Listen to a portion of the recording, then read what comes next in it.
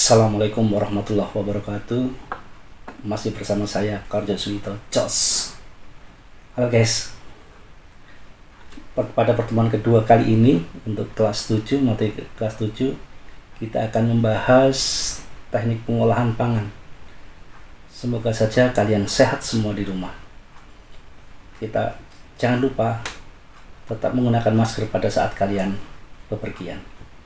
Cuci tangan setelah kalian bepergian. Oke, masih ingat cara cuci tangan? Ya, itu. Oke. Teknik pengolahan pangan. Kita akan dua pertemuan untuk teknik pengolahan pangan, ya. Yang pertama ada teknik pengolahan pangan, teknik pengolahan makanan panas basah atau MOSHED. Yang kedua, pertemuan yang kedua selanjutnya atau pertemuan yang ketiga materi kelas 7 adalah teknik pengolahan panas kering atau dry heat cooking. Oke, apa itu moist heat? Mengolah bahan makanan dengan menggunakan bahan dasar cairan untuk mematangkannya. Cairan, ya. Oke. Kalau dry heat cooking, mengolah makanan tanpa bantuan bahan dasar cairan untuk mematangkannya. Nanti kita akan bahas setelah ini. Oke, lanjut.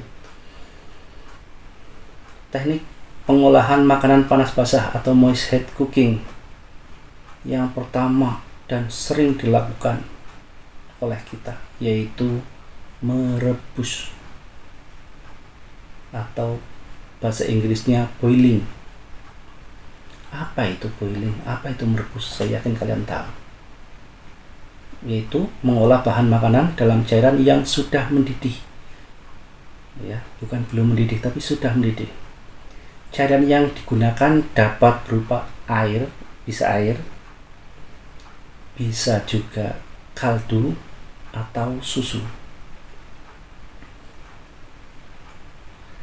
Caranya, bahan makanan dapat dimasukkan ke dalam cairan yang masih dalam keadaan dingin atau dalam air yang panas. Jadi bisa dari dingin, bisa setelah panas, ya. Tapi intinya cairan itu nanti akan mendidih. Ya, alat yang digunakan apa? Saya yakin kalian tahu. Yaitu panci. Ya. Teknik moist heat atau panas basah ini hampir semua, malah semuanya menggunakan panci. Walaupun nanti ada tambahannya, yaitu ada sarangan nanti untuk steaming. Tapi semuanya menggunakan alat panci. Jadi nanti kita tidak membahas alat yang lain, hanya pada steaming saja. Kalau panas basah semuanya menggunakan panci atau wadah yang cekung yang untuk air. Nah, teknik merebus tahapannya seperti apa sih? Yang pertama, siapkan panci untuk memasak yang cukup cekung, ya, yang cekung. Dengan demikian panci tersebut bisa menampung air karena panas basah, jadi harus ada air, ya, airnya lebih banyak. Yang kedua, masukkan air ke dalam panci tersebut, ya. Air tersebut bisa air mineral, bisa air biasa, susu, atau bahkan santan. Setelah sudah terlihat gelembung-gelembung air, masukkan sayuran atau bahan makanan lain yang akan direbus ke dalam panci yang sudah disiapkan. Selanjutnya, untuk mempercepat proses merebus atau boiling, tutup panci, ditutup dengan penutupnya. Hal ini dilakukan agar panas yang dihasilkan juga menyebar ke seluruh panci, sehingga bahan masakan matang secara merata. Setelah sekitar 2-5 menit, tergantung jenis masakannya, ya, bahannya, ya. Misalnya untuk sayuran hijau Seperti brokoli cukup 2 sampai 3 menit saja atau 2 menit saja. Kamu bisa langsung mematikan kompornya. Jika sudah dirasa bahan masakan matang dengan sempurna, lalu tiriskan bahan masakan tersebut. Ya, itu. Jadi tahapan-tahapannya. Tetapi ada trik untuk memasak sayuran menghasilkan yang sempurna, ya. Yaitu ketika memasak sayuran jangan dimasak terlalu matang. Kenapa kalau terlalu matang? Ini kalau masak terlalu matang nanti akan cepat layu, ya. Kesegaran dan nutrisinya akan berkurang. Masak setiap sayur hingga cukup lunak untuk dikunyah saja, ya. Selain pertimbangan waktu, terbaik untuk merebus setiap bahan makanan. Jadi pastikan setiap sayur itu beda-beda. Jadi pastikan sayurnya masak sesuai dengan waktunya. Contohnya brokoli tadi hanya 2 menit, jangan lebih. Nanti warnanya jadi tidak cerah lagi dan kandungan gizinya pun akan berkurang. Rendam bahan makanan ke dalam air dingin setelah direbus. Jadi setelah direbus langsung masukkan, paling bagus itu masukkan ke air es, ya. Bagi bahan makanan seperti sayuran, setelah merebusnya selama kurang lebih 3 menit atau 2 menit, ada baiknya masukkan sayuran ke dalam air yang dingin, bukan air yang panas lagi, ya. Bisa juga dengan air es, jadi nanti hijaunya akan awet. Hal ini dilakukan agar kandungan gizi dalam sayuran tetap terjaga. Selain itu, warna sayuran pun akan terlihat tetap segar atau cerah dan teksturnya tetap renyah. Nah, teknik yang kedua yaitu poaching atau teknik merebus dengan menutup bahan pangan. Cara memasak bahan makanan dalam bahan cair sebatas menutupi bahan makanan yang direbus dengan api kecil di bawah titik didih, yaitu 92 sampai 96 derajat Celcius. Ya, ini adalah teknik poaching atau teknik merebus dengan menutup bahan pangan. Bahan makanan yang di poach ini adalah bahan makanan yang lunak atau lembut dan tidak memerlukan waktu yang lama dalam memasaknya, seperti buah-buahan, sayuran, telur, dan ikan. Cairan ini bisa berupa kaldu, air yang diberi asam atau cuka, dan susu. Gitu. Teknik yang ketiga, perhatikan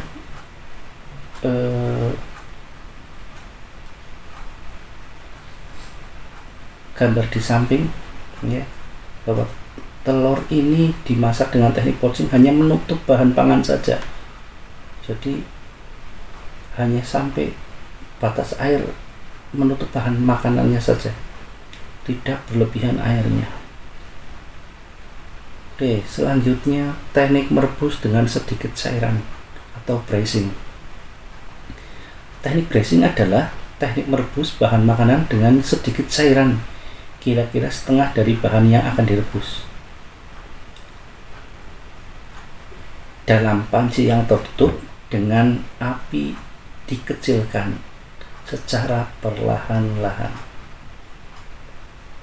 Efek dari braising ini sama dengan menyetup atau menggulai, yaitu menghasilkan bahan makanan yang lebih lunak dengan aroma yang keluar menyatu dengan cairannya. Itu teknik braising. Perhatikan gambarnya, teknik braising. Teknik yang keempat, nah tadi ada disebutkan di sana, menyetup atau menggulai. Teknik menyetup atau menggulai dalam bahasa Inggrisnya adalah stewing, adalah mengolah bahan makanan yang terlebih dahulu ditumis bumbunya dan direbus dengan cairan yang berbumbu dan cairan yang tidak terlalu banyak dengan api yang sedang. Maksud dari dimasak dengan api yang sedang dan dalam waktu yang lama agar aroma dari bahan masakan keluar dengan sempurna. Pengolahan dengan teknik ini harus sering diaduk secara hati-hati. Kenapa harus hati-hati? Karena kalau tidak hati-hati akan mudah hancur makanannya. Proses stewing ini, cairan yang dipakai adalah air, bisa susu, bisa santan, bisa juga dengan kaldu. Nah, teknik selanjutnya adalah teknik steaming. Steam atau mengukus. Nah, kalau teknik ini bahannya panci tapi masih ada tambahan sarangannya, ya. Nah, apa itu teknik steaming? Memasak bahan makanan dengan uap air mendidih, uap air, bukan dengan airnya, uapnya saja. Sebelum mengukus bahan makanan, alat pengukus yang sudah berisi air harus dipanaskan terlebih dahulu sehingga mendidih dan mengeluarkan uap. Baru masukkan bahan makanan pada steamer atau pengukus tersebut. Uap air panas akan mengalir ke sekeliling bahan makanan yang sedang dikukus. Efeknya dari teknik ini adalah menjadikan makanan lebih lunak dan lembut. Nilai gizi bahan makanan tidak banyak yang hilang karena tidak bersentuhan langsung dengan air. Makanan yang diolah dengan cara ini, kue, bolu, sayuran, ikan, ayam. Kalau yang sering jajanan pasar, jajanan yang ada di sekitar kita, siomay, itu dikukus, ya. Telur juga bisa dikukus. Masih banyak yang lain. Nah, perhatikan gambarnya itu. Ya, ada teknik steaming. Ya. Oke, lah ini alatnya, alat pengukusnya. Ada, perhatikan di tengah ada sarangannya atau untuk membatasi bahan yang dimasak dengan air. Jadi airnya tidak menyentuh makanan atau bahan makanan tersebut. Yang menyentuh bahan makanan hanya uapnya, sehingga makanan jadi lebih lunak dan lembut. Kita lanjut. Teknik yang selanjutnya adalah simmering atau mendidih. Adalah teknik memasak bahan makanan dengan saus atau bahan cair lainnya yang dididihkan terlebih dahulu. Kemudian api dikecilkan di bawah titik didih dan direbus lama, di mana di permukaannya muncul gelembung-gelembung kecil. Nah, teknik ini biasanya digunakan untuk membuat kaldu. Nah, kalau membuat kaldu menggunakan teknik simmering.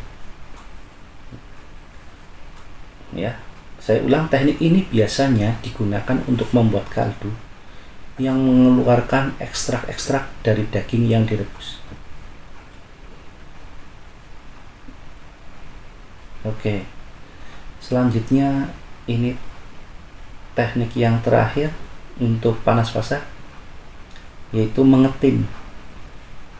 Mungkin di rumah kalian sering melakukan mengetim, ya, teknik mengetim, tapi kalian tidak tahu, atau kalian tahu cara masak mengetim tapi tidak tahu tekniknya. Yaitu memasak bahan makanan dengan menggunakan 2 buah panci yang berbeda ukuran. Salah satu panci yang berukuran lebih kecil, jadi satu yang lebih besar, satu lebih kecil di atasnya. Cara ini memang diperlukan waktu yang lama, seperti membuat nasi tim atau melelehkan coklat. Ya. Nah, kalau di rumah kalian rata-rata membuat nasi tim untuk anak-anak yang masih kecil, yang belum kuat makan nasi yang agak keras, itu menggunakan nasi tim, membuat nasi tim. Ya, jadi alat yang besar, panci yang besar, dikasih air, terus ada alat yang kecil dimasuki bahan makanan yang mau ditim. Nah, jadi air yang mendidih itu memanaskan alat masak yang di atasnya lagi, yang kecil itu. Contohnya untuk melelehkan coklat, ya, tidak langsung tapi menggunakan teknik ngetim ini. Demikian teknik pengolahan panas basah. Kali ini kita tidak membahas teknik pengolahan panas kering, kita akan bahas minggu depan. Jangan lupa kerjakan tugas di bawah ini ya. Selanjutnya kita kerjakan, kita agak cepat biar kuota kalian tidak terlalu banyak terkuras. Oke, tugas 2. Syarat-syaratnya masih sama ya. Kerjakan tugas di selembar kertas. Jadi kalian siapkan kertas dulu, jawablah 10 soal yang ada. Setelah selesai, pindahkan ke jawabanmu ke tugas 2 yang ada di Google Classroom.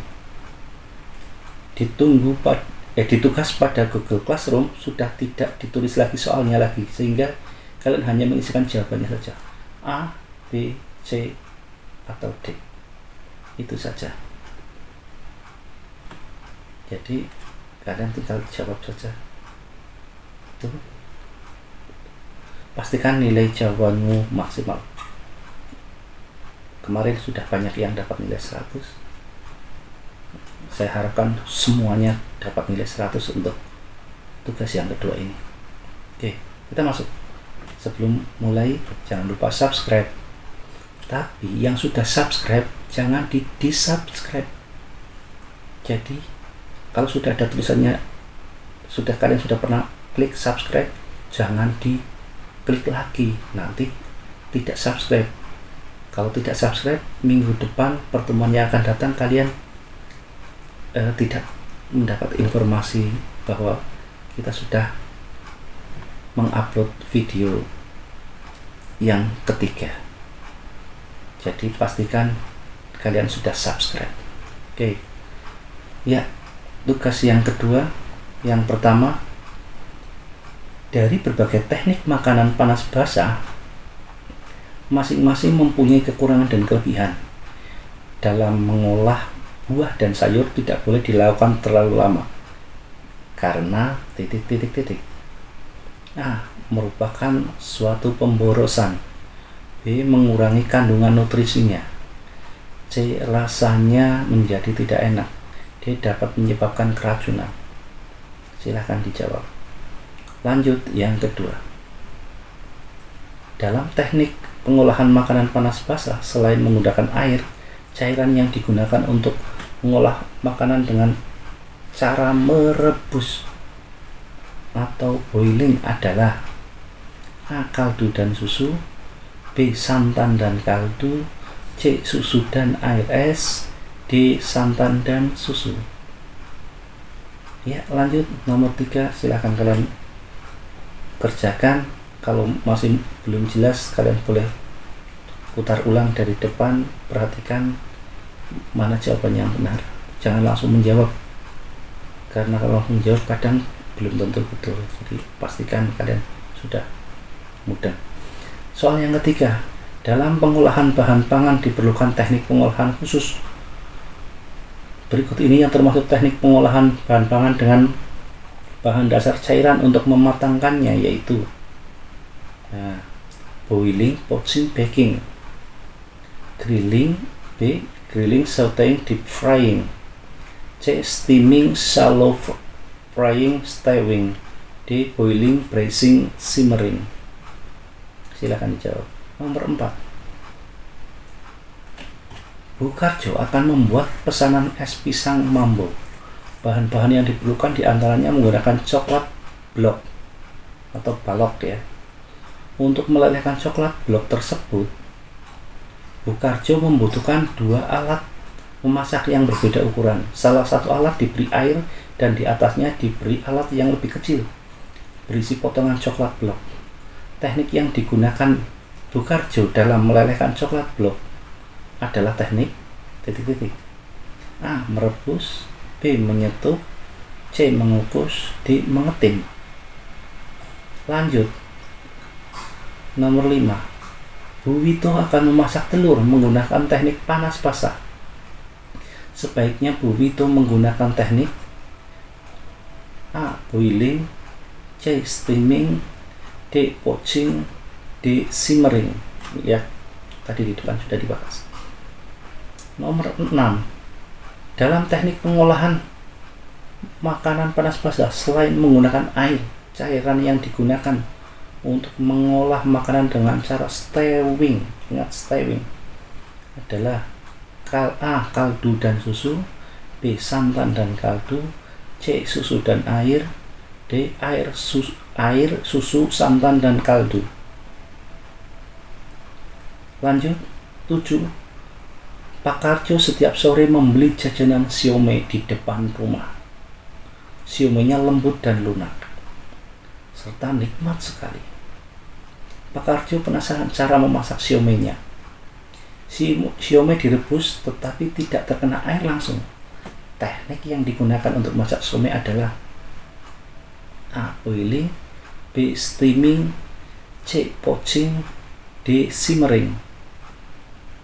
8. Bu Wito akan membuat kaldu dari daging ayam yang direbus. Agar ekstrak dari daging ayam keluar saat direbus, sebaiknya Bu Wito menggunakan teknik apa? A. Boiling, B. Steaming, C. Poaching, D. Simmering. 9. Nah, perhatikan alat masak di samping. Paling tepat digunakan untuk memasak apa itu? Ada sarangannya ya. A. Boiling, B. Steaming, C. Poaching, D. Simmering. Lanjut, perhatikan lagi di samping. Teknik memasak di samping adalah, ya, perhatikan, ini untuk menghasil kaldu, yaitu membuat kaldu itu. A. Boiling, B. Steaming, C. Poaching, D. Simmering. Ya, demikian 10 soal yang sudah saya sampaikan.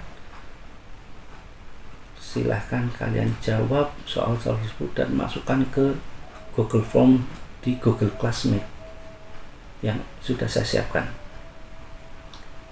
Demikian pertemuan kali ini. Saya ucapkan sekian. Assalamualaikum warahmatullahi wabarakatuh. See you. Jangan lupa subscribe, like, dan komen.